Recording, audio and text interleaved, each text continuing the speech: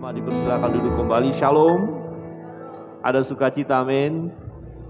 Hari ini kita bersyukur oleh kemurahan Tuhan. Ya, kita menikmati hari yang indah. Ya, minggu ketiga di bulan Juni tak terasa ya. Terus hari lepas hari berganti. Ya, minggu bahkan bulan lepas bulan. Semua karena kemurahan Tuhan kita bisa menjalaninya. Bapak Ibu Saudara yang terkasih dalam Tuhan, tema kita pada pagi hari ini adalah Allah mengasihi segala umat. Ya, semua manusia dikasihi Tuhan, siapapun dia. Apakah hari ini perbuatannya baik ataupun jahat, sesungguhnya Tuhan mengasihi mereka. Ya, Tuhan mengasihi, Tuhan tidak pilih kasih. Tuhan tidak membeda-bedakan dari berbagai suku bangsa. Semuanya Tuhan kasihi. Ya, baik mereka yang sudah percaya kepada Tuhan, kepada Dia, yang sudah mengikut Kristus. Tentu ya, Tuhan mengasihi kita. Nah, demikian juga orang yang belum menjadi pengikutnya. Tuhan mengasihi mereka. Dan Tuhan mau, Tuhan menantikan supaya mereka datang kepada Tuhan.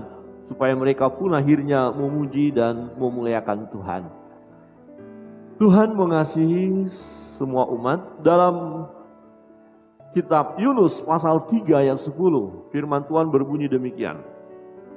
Ketika Allah melihat perbuatan mereka itu, yakni bagaimana mereka berbalik dari tingkah lakunya yang jahat, maka menyesallah Allah karena malapetaka yang telah dirancangkannya terhadap mereka, dan ia pun tidak jadi melakukannya. Mungkin kita kaget membaca ayat ini. Adakah Tuhan merancangkan malapetaka? Bukankah Tuhan berkata, rancanganku adalah rancangan damai sejahtera bagimu, bukan rancangan kecelakaan. Ya, tetapi kali ini kita membaca bahwa ada rancangan Allah tentang malapetaka, kehancuran, kebinasaan bagi mereka yang hidup dalam kejahatan, yang hidup di dalam dosa. Tetapi sesungguhnya Tuhan tidak menghendaki mereka masuk dalam penghukuman itu, dalam malapetaka itu. Ya. Ketika Allah melihat perbuatan mereka, perbuatan orang-orang Niniwe, orang-orang Asyur, mereka ternyata berbalik dari tingkah lakunya yang jahat. Tadinya mereka hidup penuh dengan kejahatan.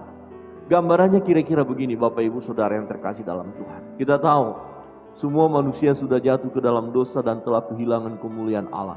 Semua orang berdosa. Kita setuju tentu hal ini. Semua manusia. Tidak ada waktu dia lahir dikatakan, oh putih bersih, suci, kudus, tidak. Ya, di dalam dosa. Kita diperanakkan dalam dosa waktu kita lahir, sudah mewarisi dosa itu. Semua orang berdosa, berarti karena manusia itu berdosa, malapetakalah yang akan terjadi dalam hidupnya, maut. Upah dosa adalah maut.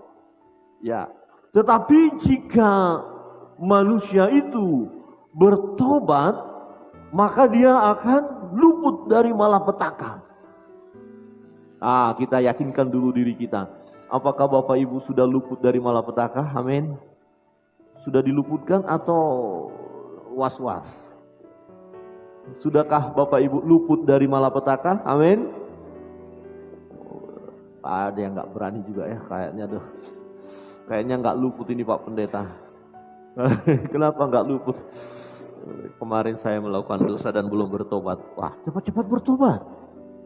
Orang bertobat luput dari malapetaka. Dan inilah yang Tuhan lihat bagi orang-orang Niniwe. Nanti kita akan melihat bahwa bangsa itu semua berdoa dan berpuasa. Tidak boleh makan dan minum. Bahkan binatang pun disuruh berpuasa. Semua. Ya, luput dari malapetaka. Kita yang percaya Yesus, kita diluputkan dari malapetaka. Tapi percayanya tidak hanya sebatas kata-kata. Jangan salah dimengerti. Ada banyak orang terlalu rasa nyaman hidup ini dengan pernyataan bahwa aku percaya Yesus pasti masuk surga. Tetapi hidupnya tidak mencerminkan sebagai hidup orang percaya. Masih tetap di dalam dosa-dosa itu.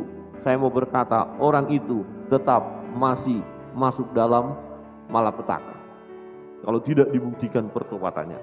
Nah, ada orang yang bertobat. Tapi ternyata ada juga orang yang tidak bertobat. Tidak mau mengubah hidupnya. Nah, bagi mereka yang tidak bertobat itu, malapetaka tetap terjadi. Kapan waktu bertobat? Tuhan memberi waktu. Tuhan memberi kesempatan kepada kita untuk memperbaharui hidup kita hari lepas hari. Dan bagi orang-orang yang masih hidup di dalam kegelapan, seperti orang-orang Niniwe, Tuhan beri kesempatan kepada mereka. Perhatikan bagaimana keadaan orang Niniwe. Saudara yang terkasih dalam Tuhan, Yunus pasal 1 ayat 1 berbunyi demikian. Datanglah firman Tuhan kepada Yunus bin Amittai demikian. Bangunlah, pergilah ke Niniwe, kota yang besar itu. Berserulah terhadap mereka, karena kejahatannya telah sampai kepadaku. Berserulah kepada mereka, beritahukan tentang dosa mereka, beritahukan tentang pertobatan itu, beritahukan kabar kepada mereka bahwa mereka harus bertobat, jangan lagi melakukan kejahatan. Beritahukan kepada mereka bahwa mereka akan mendapatkan malapetaka daripada Allah. Beritahukan kepada mereka bahwa mereka harus bertobat. Beritahukan kepada mereka bahwa mereka hidup dalam kejahatan. Kalau hidup dalam kejahatan, maka murka Allah turun atas mereka. Beritahukan itu. Mengapa Tuhan mengutus Yunus, hamba Allah ini? Alasannya karena memang Allah mengasihi Niniwe. Allah mengasihi Niniwe. Ia tidak mau melihat kematian mereka dalam kefasikan itu. Sebagaimana Allah melihat orang Niniwe yang hidup dalam kejahatan itu. Pun demikian saat ini Tuhan tetap melihat manusia-manusia yang masih hidup di dalam dosa. Yang melakukan kejahatan hari lepas hari. Yang tidak mau tobat.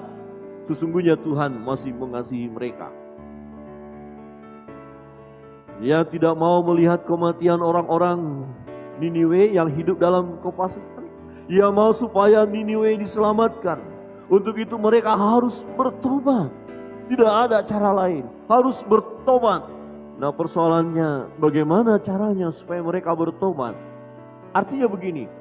Orang yang tidak tahu kebenaran, ketika dia melakukan ketidakbenaran, dia tidak ngerti apakah perbuatannya itu salah. Dia tidak ngerti karena tidak ada kebenaran di dalam dirinya. Tapi kalau ada kebenaran, ada pemberitahuan bahwa itu salah, baru dia sadar, oh itu salah ya. Jadi kita nggak bisa menyalahkan orang kalau memang tidak ada aturannya. Tapi ketika ada aturan dan dilanggar, baru kita tahu dia melakukan kesalahan.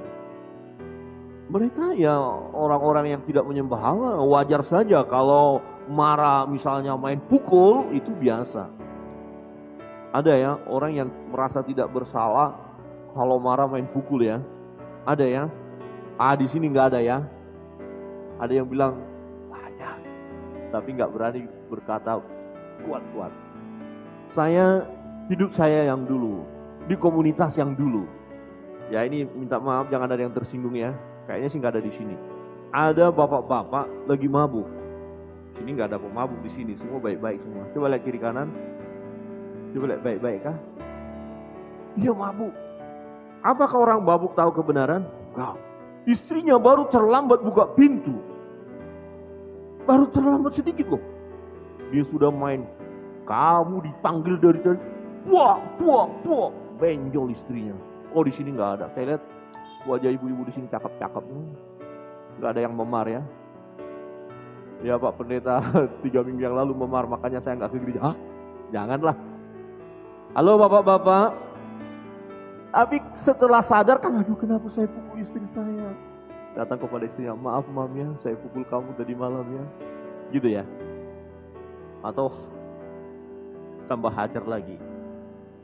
Tadi malam kurang, pak, lambat-lambat kau dikasih tahu, pak, lambat-lambat, pak. Orang yang tahu kebenaran tidak akan lakukan itu. Maka perlu beritahu kebenaran. Oke Pak Pendeta, sudah kita kasih tahu kebenaran, tapi toh juga melakukannya. Itu lain cerita. Kalau kita belajar firman Tuhan, ada yang menggelapkan. Ya, digelapkan oleh ilah-ilah zaman, oleh keterikatan, kedagingan. Ya, bagaimana caranya supaya mereka bertobat? Nah, orang supaya dapat bertobat itu mereka harus berseru kepada Tuhan, kepada nama Tuhan supaya mereka selamat. Ya, tapi kan mereka tidak tahu siapa Tuhan itu untuk konteksnya Niniwe. Tadi kan mengingatkan kita akan Roma pasal 10. Roma pasal 10 ayat 13 berkata begini. Sebab barang siapa yang berseru kepada nama Tuhan akan diselamatkan. Yang berseru, yang memanggil nama Tuhan, akan diselamatkan. Tetapi bagaimana mereka dapat berseru kepadanya, kepada Tuhan, jika mereka tidak percaya kepada Dia, tidak percaya kepada Tuhan? Nah, bagaimana mereka dapat percaya kepada Dia, yaitu kepada Tuhan, jika mereka tidak mendengar tentang Dia? Mereka tidak mendengar tentang Tuhan. Siapa itu Tuhan? Nah, bagaimana mereka mendengar tentang Dia, yaitu tentang Tuhan, jika tidak ada yang memberitakannya?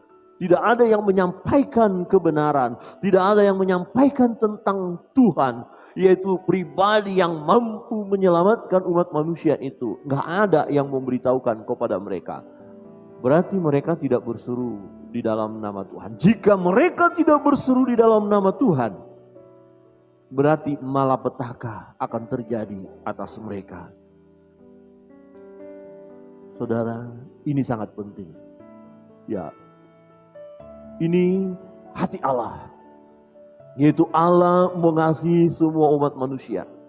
Ia tidak menghendaki kematian manusia di dalam kefasikannya, di dalam kelakuannya yang jahat, yang brutal, kata-kata yang tidak baik, yang gampang membunuh orang, yang gampang melakukan hal yang jahat. Tuhan tidak mau mereka mati di dalam kejahatannya, melainkan Tuhan mau supaya manusia itu bertobat.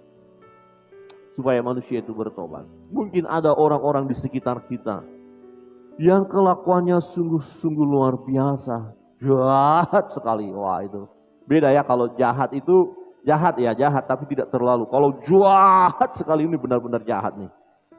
Ya. Dan ada di tengah-tengah kita. Maunya kita apa? Coba ada orang jahat menganiaya saudara, ya, menindas saudara, menjolimi saudara, ya. Pokoknya tiap hari dia mencaci maki kita.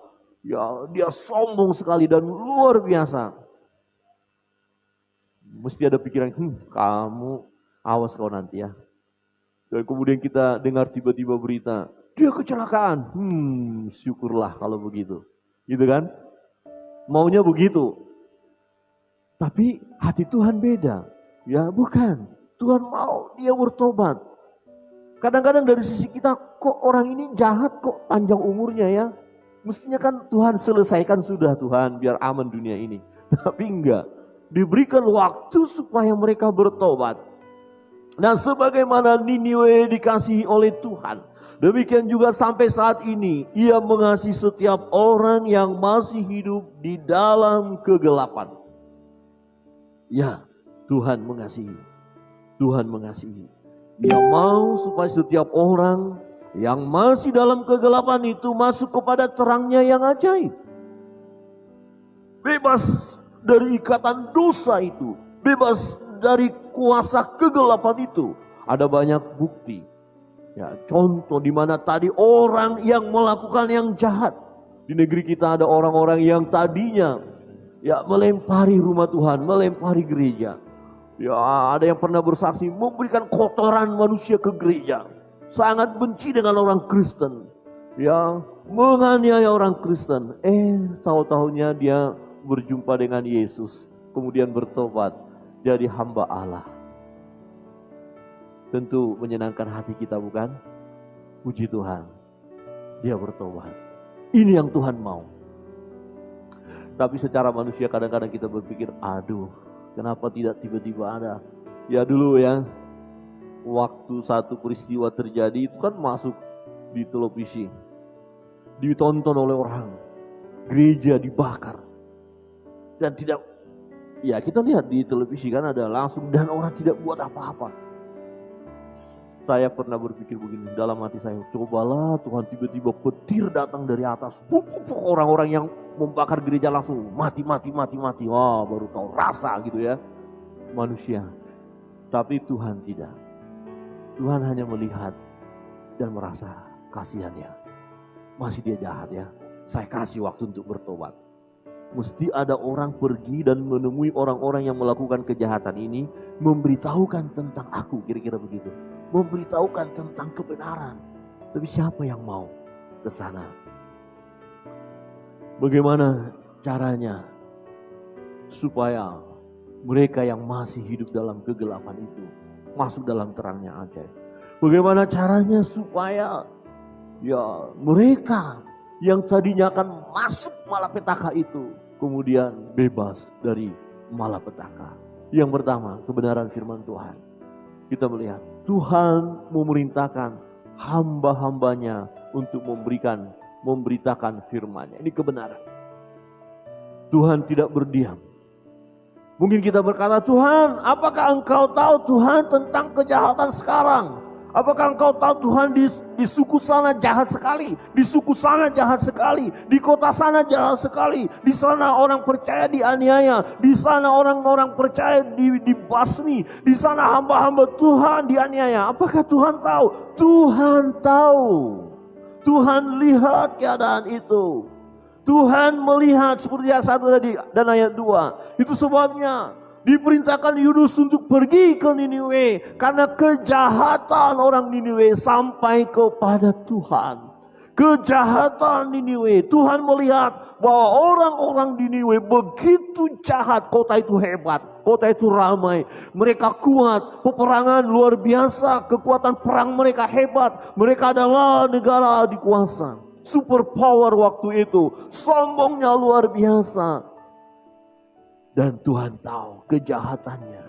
Tapi Tuhan tidak mau membiarkan mereka mati di dalam kejahatan itu. Itu sebabnya Tuhan memerintahkan hamba-hambanya untuk memberitakan firman, untuk memberitahukan kebenaran itu. Tuhan memerintahkan Nabi Yunus untuk pergi ke Niniwe menyampaikan suara kebenaran. Dan ini adalah hati Allah. Hati Allah kepada jiwa-jiwa yang tersesat. Supaya kembali, pulanglah. Hai yang sesat, pulanglah, kembalilah. Sejahat apapun orang-orang yang mungkin kita lihat hari ini, dia adalah ciptaan Allah. Dia adalah objek kasih Allah. Allah tidak pernah membenci mereka. Allah tidak pernah membenci ciptaan itu. Sekalipun hari ini mungkin kelakuannya begitu jahat dan tidak datang kepada Tuhan. Tetapi Tuhan memberikan peluang kepada mereka untuk mereka datang kepada Tuhan. Kalau Yunus diperintahkan dan hamba-hamba Tuhan, kalau kita lihat sejarah gereja diperintahkan. Dan sampai kepada kita, kita pun diperintahkan Tuhan menjadi saksinya. Ya. Yohanes 15 ayat 16 jelas sekali.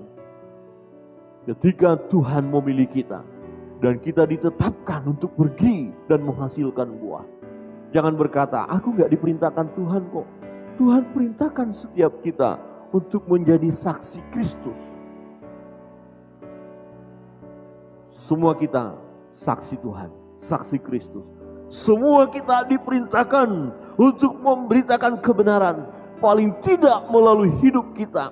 Rasul Paulus berkata, kita adalah surat Kristus yang terlihat. Ketika orang melihat kehidupan kita sebagai orang percaya, mereka melihat Kristus yang ada di dalam kita. Itu sebabnya Rasul Paulus berkata, setelah dia bertobat, setelah dia terima Yesus sebagai Tuhan dan Juru Selamatnya secara pribadi, dan bahkan dia menjadi pelayan Tuhan, dia berkata, hidupku bukan aku lagi, melainkan Kristus hidup di dalamku. Adakah Kristus hidup di dalam kita? Amin. Amin. berarti kita sudah menjadi saksi Kristus. Melalui kata-kata kita, orang melihat, oh saya tahu dia orang Kristen, pengikut Yesus. Ya, dari perbuatan kita, di pekerjaan, oh dia orang Kristen. Waktu di tempat di mana kita tinggal, tetangga kiri kanan tahu kita orang Kristen. Dari mana? Dari kehidupan kita yang baik. Ya, dari kata-kata kita. Tetangga sebelah sakit, kita datang dan berdoa, Tuhan memberkatimu, Tuhan menyembuhkanmu. Ada orang yang kesusahan dan kita digerakkan oleh Tuhan. Ada sesuatu di dalam kita yang kita punya untuk kita bagikan. Kita bagikan. Orang melihat, oh dia orang Kristen. Kemudian kita bisa langsung berbicara, bercerita tentang Tuhan. Menjadi saksi Kristus.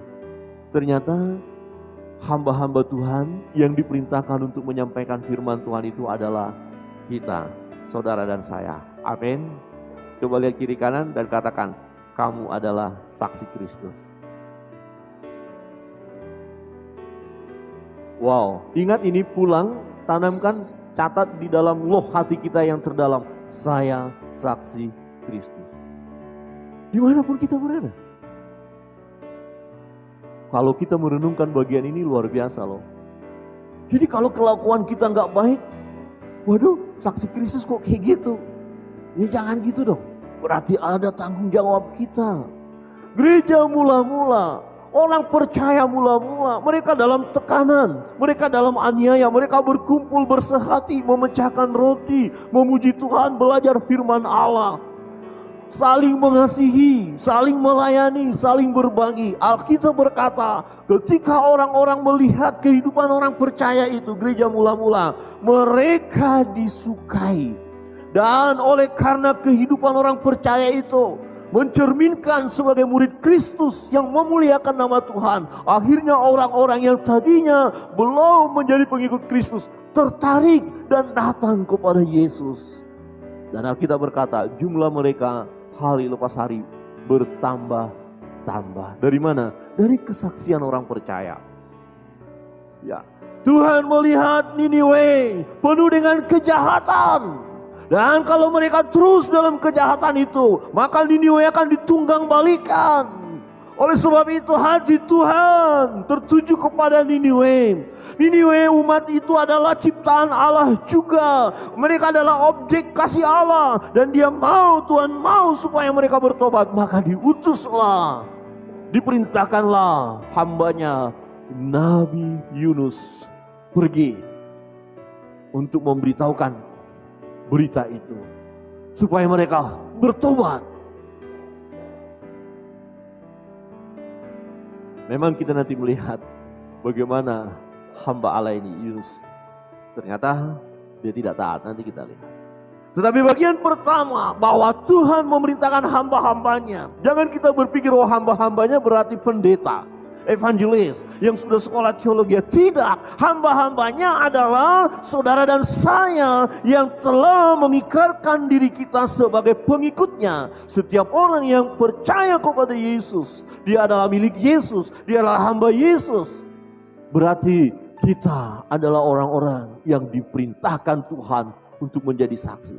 Pergi dan menghasilkan buah, supaya buahmu itu tetap, kata firman Allah. Pergi, jadikanlah semua bangsa muridku. Ini berbicara kepada orang-orang yang telah terlebih dahulu percaya untuk menjadi berkat. Sehingga hari lepas hari akan bertambah-tambah orang yang akan memuji, menyembah, memuliakan Tuhan. Akan bertambah-tambah orang yang bertobat. Amin. Coba lihat kiri kanan dan katakan, melalui hidupmu akan ada orang yang bertobat. Coba katakan. Amin. Ini tidak hanya sebatas slogan. Ini adalah hati Allah. Ini adalah komitmen kita. Dan kita rindu gereja ini. Umat percaya kita. Tidak hanya sekedar berkata aku orang Kristen. Tapi gak ngerti apa-apa. Gak ngerti panggilan Tuhan. Tetapi kita mau berkata aku orang Kristen. Dan aku dipanggil oleh Tuhan untuk menjadi berkat. Hidup ini sementara. Jika kita tidak gunakan dengan sebaik mungkin, kita akan mengalami kerugian total. Selagi ada kesempatan, gunakan waktu. Ini perintah Tuhan. Pergi menjadi saksi. Pergi. Yunus diperintahkan pergi. Niniwe jahat. Hati Tuhan adalah supaya mereka bertobat. Pergilah. Kebenaran yang pertama, perintah ini berlaku tidak hanya untuk Yunus, ya, tetapi juga untuk kita.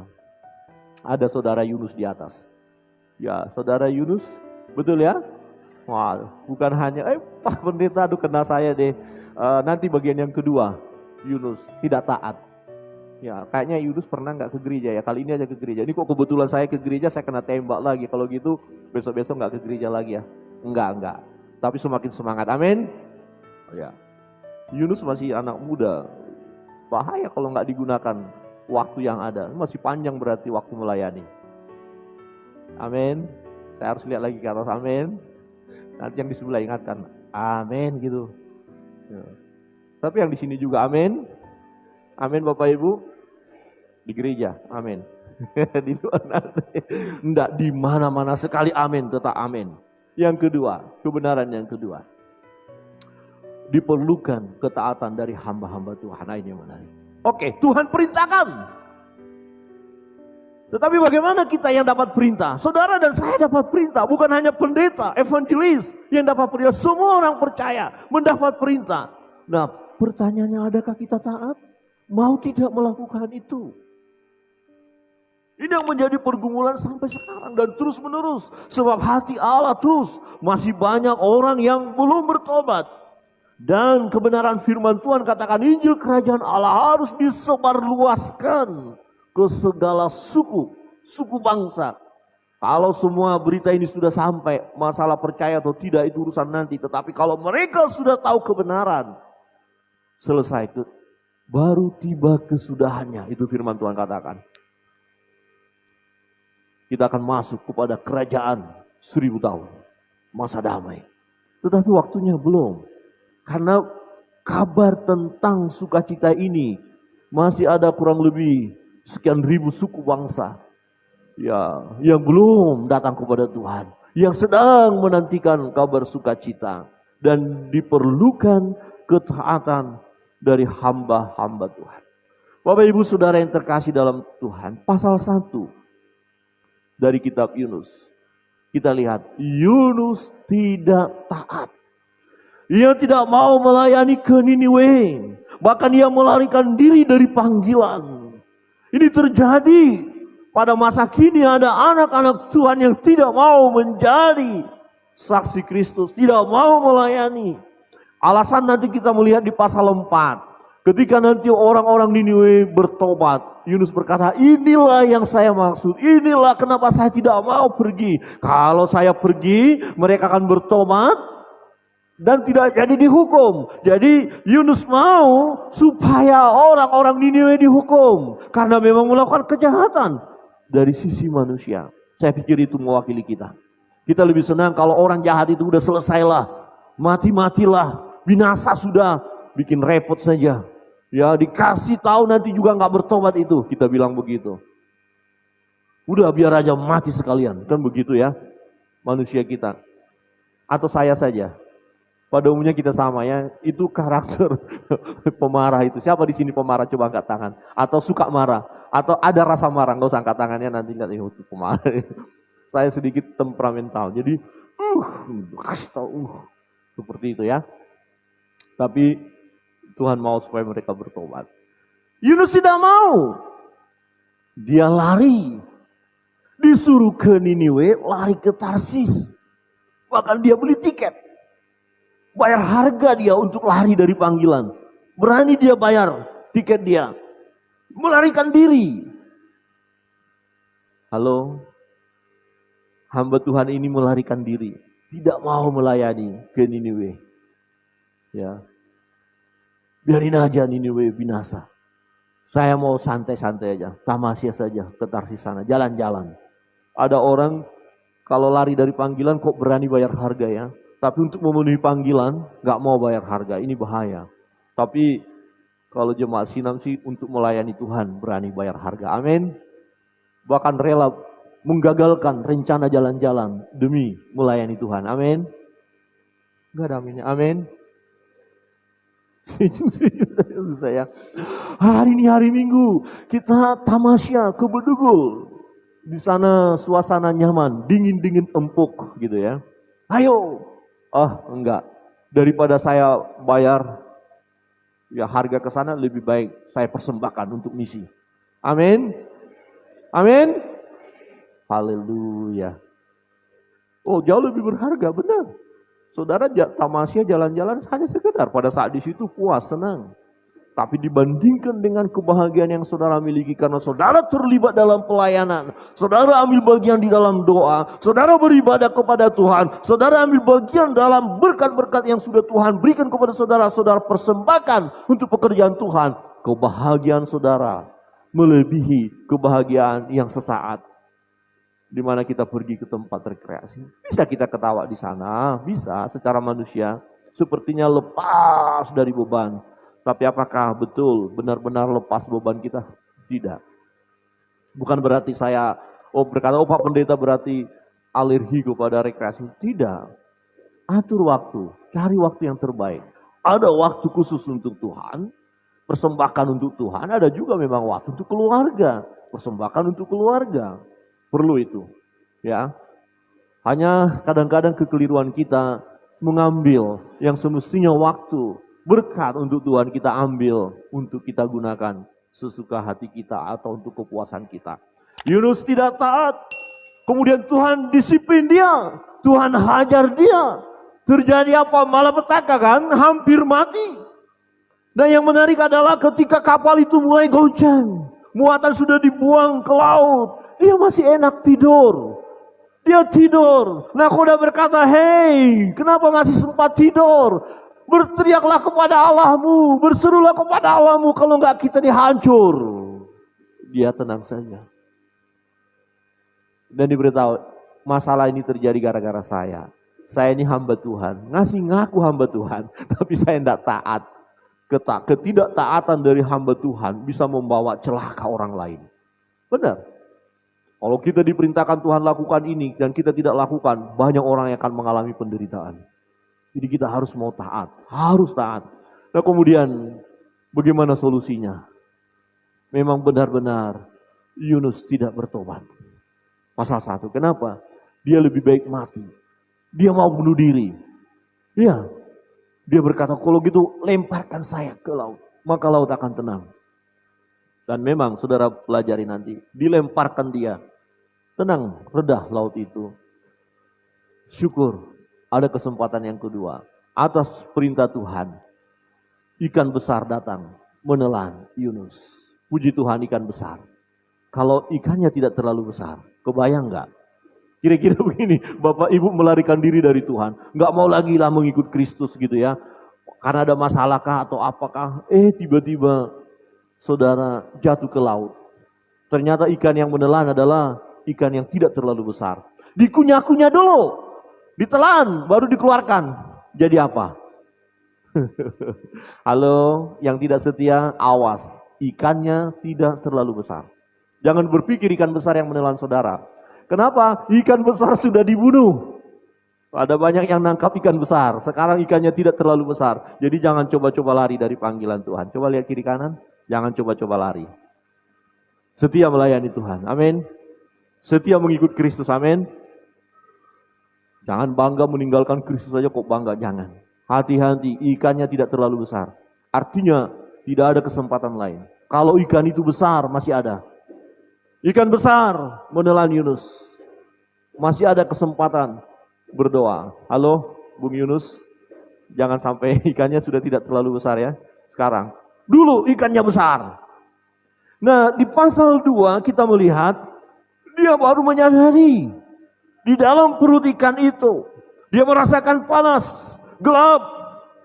Ya apakah saya masih bisa melihat kemuliaan Tuhan? Apakah saya masih bisa beribadah? Kadang-kadang berpikir begini, waktu kita sakit Tuhan saya mau ke gereja. Kira-kira begitu ya contoh saja. Ya tapi setelah sembuh ke gereja enggak. Aduh sakit gak bisa berdoa, Tuhan kapan saya bisa ke gereja lagi? Kapan saya sehat? Kok masih ada impuls ini Tuhan? Masih ada begini, kapan saya? Kira-kira begitu. Nah, di dalam kesesakan, di dalam kesusahan, saudara pelajari pasal 2, berteriaklah dia kepada Tuhan, beri saya kesempatan. Beri saya kesempatan ke bait-Mu yang kudus. Jadi dia ingat akan Tuhan. Dia nggak ingat akan Tuhan, dia berseru kepada Tuhan. Dia berdoa dan Tuhan mengabulkan doanya. Dan di pasal 3, Yunus taat. Jadi orang-orang yang tidak taat perlu didisiplin. Jemaat yang tidak taat perlu didisiplin. Siapa yang mendisiplin? Tuhan sendiri. Amin. Amin. Katakan kiri kanan. Ternyata perlu didisiplin. Halo. Kalau semua kita dengar ini, minggu depan 300 jemaat datang semua ke gereja. Jangan sampai didisiplin. Amin. Atau yang hadir sekarang minggu depan tidak usahlah kena ancam kita. Oh tidak, harus semangat. Ya. Kebutuhan apa? Keperluannya untuk siapa? Untuk kita. Supaya kita rasakan damai sejahtera. Ya, setelah dia mengalami masa susah itu. Di pasal 2, dalam kesusahan aku berteriak kepada Allah. Berseru kepada Allah. Berdoa kepada Allah. Dan Tuhan mengabulkan dan diberikan kesempatan. Saya melihat ini adalah kesempatan yang Allah berikan kepada Yunus untuk taat. Dan seringkali juga dalam hidup kita, hanya kadang-kadang kita tidak menyadari, sesungguhnya ada kesempatan demi kesempatan telah Allah berikan kepada kita, supaya kita menjadi berkat, supaya kita menjadi saksi Kristus yang baik, supaya kita semakin setia kepadanya. Tapi ada kalanya kita tidak pergunakan waktu yang ada. Kita masih berleha-leha.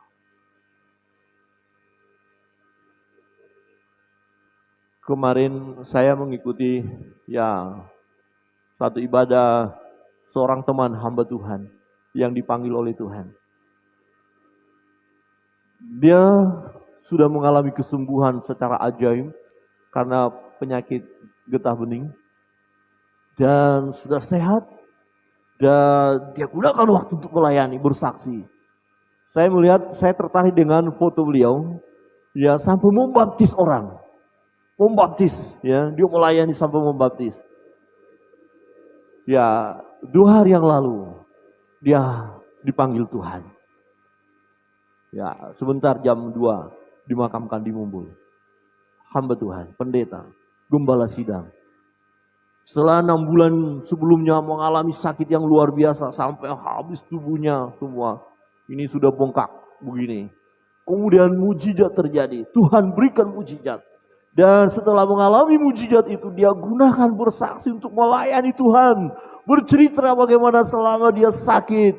Bercerita bagaimana perbuatan Tuhan yang ajaib. Bercerita tentang kesembuhan.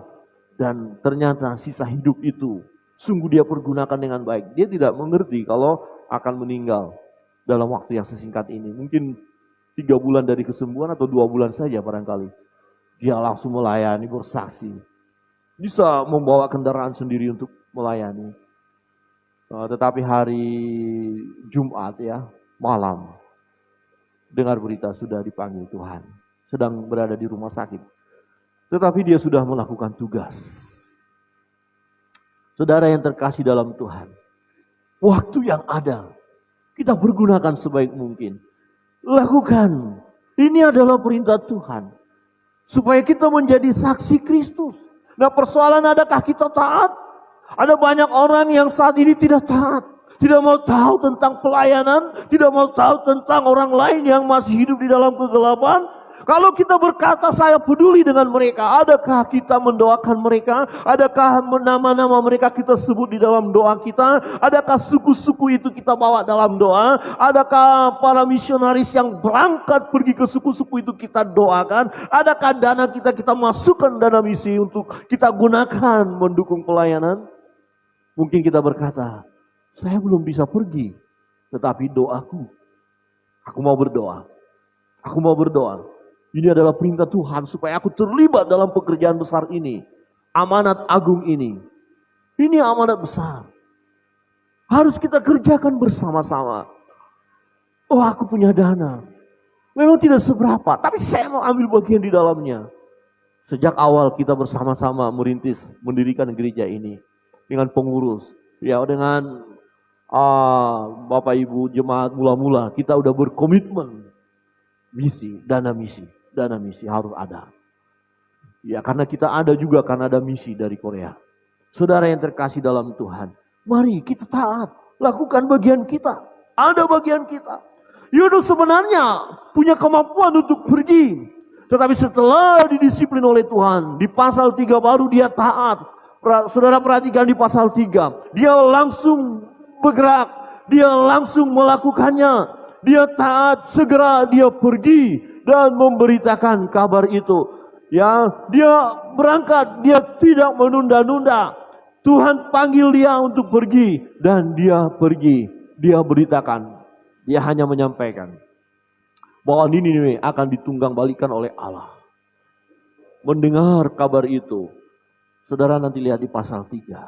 Raja memerintahkan semua rakyat, semua pasukan, semua menteri-menteri, semua pejabatnya, semua harus berpuasa, mengenakan kain kabung, merendahkan diri, bertobat.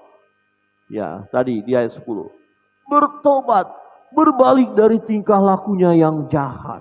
Bahkan binatang pun tidak boleh makan dan minum. Semuanya. Berarti kota itu begitu tenang. Kira-kira suasana seperti nyepi gitu loh. Gak ada kegiatan, semua berdiam diri. Meratap.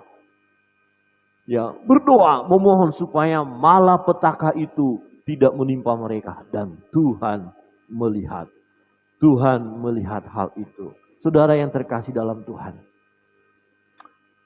Gereja harus konsisten dengan panggilannya.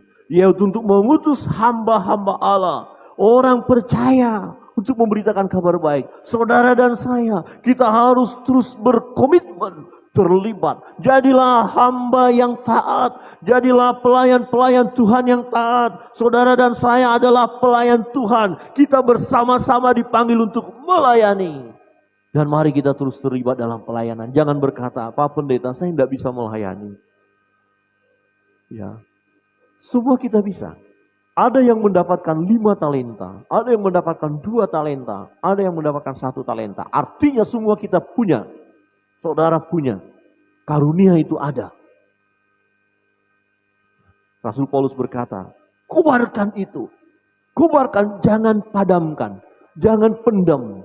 Memang yang satu itu, yang dapat 1 talenta, dia pergi dan menanam talenta itu.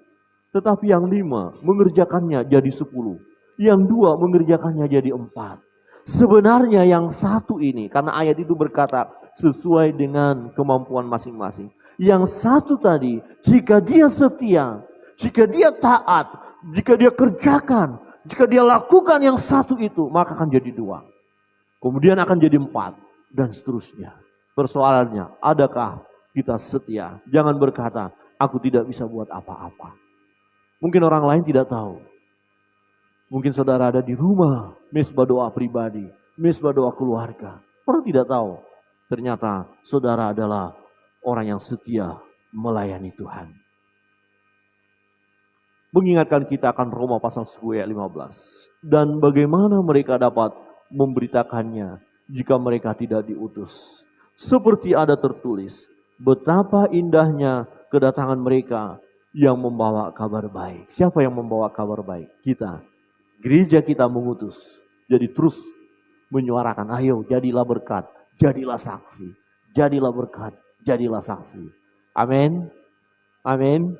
Kita harus jadi berkat, jadi saksi dimanapun kita berada. Saudara yang terkasih dalam Tuhan. Setiap orang yang percaya, ya, dipanggil oleh Tuhan bukan hanya untuk diselamatkan. Panggilan untuk keselamatan tidak perlu kita ragukan lagi. Orang yang percaya kepada Yesus diberi kuasa untuk menjadi anak-anak Allah dan memperoleh hidup yang kekal. Itu amin. Tetapi ada juga panggilan supaya kita menjadi berkat, menghasilkan buah. Ya, diselamatkan bukan hanya sekedar untuk selamat, tapi juga kita harus melaksanakan tugas yang telah diperintahkan oleh Tuhan Yesus kepada kita. pergi dan menghasilkan buah. Sekali lagi, ini menjadi ingatan kita. Saat ini banyak orang yang berdosa. Dan kalau mereka tidak bertobat, mereka akan dapat malapetaka. Orang itu mungkin teman dekat kita, mungkin saudara kita, keluarga kita, satu suku dengan kita, atau suku-suku yang lain. Tapi mereka perlu di hati kita, supaya mereka mengalami pertobatan. Sehingga mereka akan luput dari malapetaka. Satu orang bertobat, malaikat bersorak-sorak. Kita bahagia, saya rasakan. Ketika saya melayani seseorang dan dia terbuka hatinya terima Yesus, kemudian saya bimbing dia, doa terima Yesus, aku terima Yesus sebagai Tuhan dan Juru Selamat saya secara pribadi. Ketika dia berdoa seperti itu, hati saya bergembira, hati saya senang. Sungguh, Bapak Ibu bisa rasakan, pastikan masih ada waktu sebelum kembali ya ke pangkuan Abraham, sebelum kita diantar ke Mumbul. Ya pastikan ada orang yang kita bimbing terima Yesus, amin. Amin, paling tidak satu. Tapi bisa lebih karena waktu masih cukup panjang. Ada orang yang luput dari maut. Untuk itu, ini hati Tuhan. Bagaimana supaya mereka bertobat? Kita bersyukur bahwa Tuhan memerintahkan hamba-hambanya. Tuhan memerintahkan kita sampai sekarang. Dan bahkan untuk generasi berikutnya. Anak-anak kita persiapkan. Ya, anak-anak kita persiapkan untuk mereka terlibat di dalam pelayanan. Dan kita adalah hamba-hamba Allah yang taat. Katakan kiri kanan, engkau adalah hamba Tuhan. Engkau hamba Tuhan. Dan taatlah pada panggilan. Amin. Taatlah kepada panggilan. Saya undang kita bangkit berdiri.